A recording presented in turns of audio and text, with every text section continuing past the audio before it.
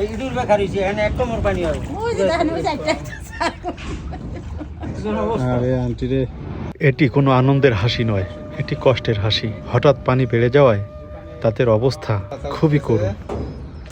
দেখুন কত পানি এখানে। এখানে হঠাৎ করে একজন লোক যদি আসে দোকানে একটা রুটি কিনতে, সে কিন্তু পানির নিচে চলে যাবে। দেখতে আপনাদের কাছে যতই ভালো লাগুক না কেন, পানি দেখতে বা পরিবেশ দেখতে ভালো লাগতে পারে, কিন্তু বাস্তবতা হচ্ছে এখানে এনারা ভালো নেই। বাস্তবতা হচ্ছে এনাদের নিত্য প্রয়োজনীয় যে রান্নাবাড়া, প্রতিদিনের যে খাবার দাবার, চরম কষ্ট ব্যাঘাত হয় ঘটছে তাদের।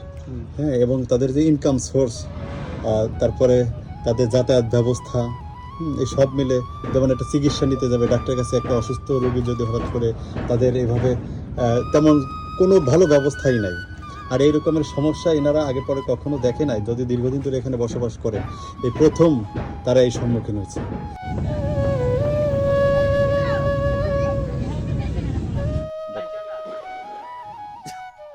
সহযোগিতা ছাড়া সরকারের এনাদের এই ধরনের বিপদ থেকে রক্ষা পাওয়া খুবই কঠিন।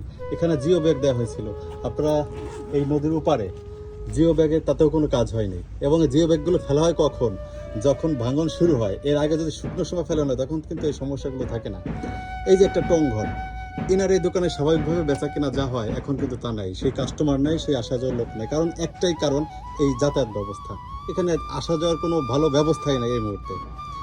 মুহূর্তে খারাপই লাগে। পানি তো, পানির জন্য কোনো কাজ করতে পারি না, কোনো যাইতে পারি না।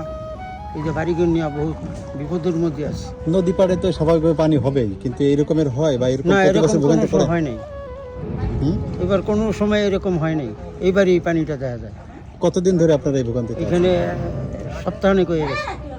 পানিটা কি হঠাৎ করে আসছে? হ্যাঁ হ্যাঁ, আসলে যে কাজকাম নাই, ওখানে কোনো আমি কোনো যাইতে পারি না, বাড়িঘর থিয়া, এটা সমস্যা না। সরকারি কোনো লোক আসে না, এই যে আমরা যেমন না, আসছি না, দেখতে, বা এরকম কেউ না না, দায়িত্ব কেউ নেই? প্রথমে নেয় না, আর কেউ আসেও নেই। চেয়ারম্যান মেম্বার কোন আহরি না